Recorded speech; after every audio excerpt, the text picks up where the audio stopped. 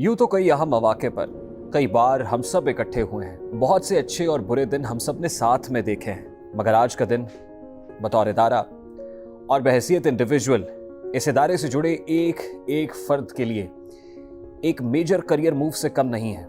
इदारे से जुड़े एक एक फर्द से लेकर खुद इदारे तक और इदारे से लेकर यूनिवर्सिटी तक कहां कहां आपकी कॉन्ट्रीब्यूशंस नहीं है। दरअसल इदारे, सिस्टम्स और तंजीमें ईंटों, गारे और सीमेंट से नहीं, लोगों से बनते हैं। आज अल-ख्वारिज़मी इंस्टीट्यूट ऑफ कंप्यूटर साइंस यानी किक्स अगर इस्लामिक वर्ल्ड से लेकर पूरी दुनिया में एक सितारा बनकर जगमगा रहा है और पूरे मुल्क का नाम रोशन करने का हामिल हुआ है, तो इसके पीछे एक ऐसी शख्सियत है जिसको ठंडी हवा का झोंका कहें, सिस्टम के लिए ऑक्सीजन कहें, प्रोसेस के लिए कैटलिस्ट कहें, चैलेंजेस में शजर सायादार कहें या फिर पतझड़ में मौसम बहार।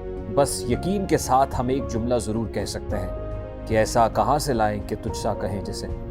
खुदगर्जी की एक ऐसी फ़ज़ा कि जहाँ हर कोई पाकिस्तान छोड़कर किसी और मुल्क की नेशनैलिटी और पासपोर्ट हासिल करना चाहता है, वहाँ कोई ऐसा भी था कि जिसने वतन अजीज़ से प्यार और इसके वक़ार की खातिर गैर मुल्की पासपोर्ट और सेस्ना जैसे इदारे से बेहतरीन रोज़गार और सब कुछ पसे पुश्त डालकर ख़ुद को मादरे वतन और मादरे इल्मी के लिए वक्फ किया और साबित किया कि वाकई वो वक़ार है।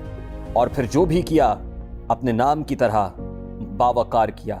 डॉक्टर वक़ार महमूद का किक्स और यूटी लाहौर से जुड़ा ये सफ़र महज एक कहानी नहीं बल्कि 2 दहाइयों का किस्सा है, 2-4 बरस की बात नहीं।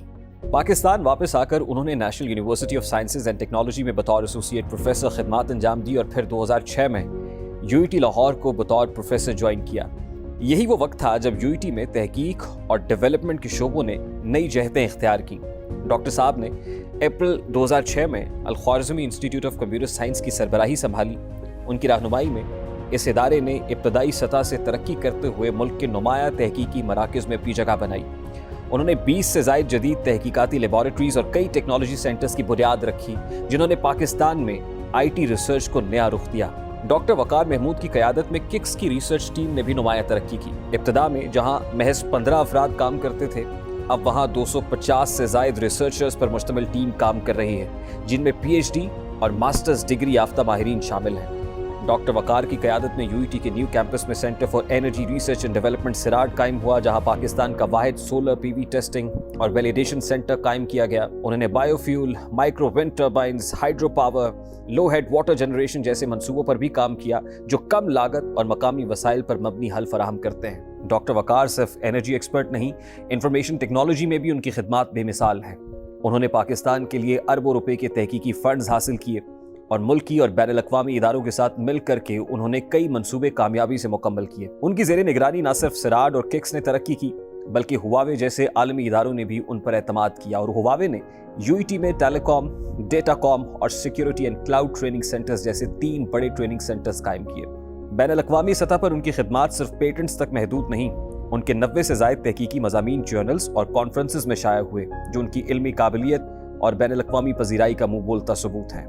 और आज जब डॉक्टर वक़ार महमूद यूईटी से रुखसत हो रहे हैं, तो ये महज एक ओहदे की तब्दीली नहीं बल्कि एक दौर का इख्तिताम है।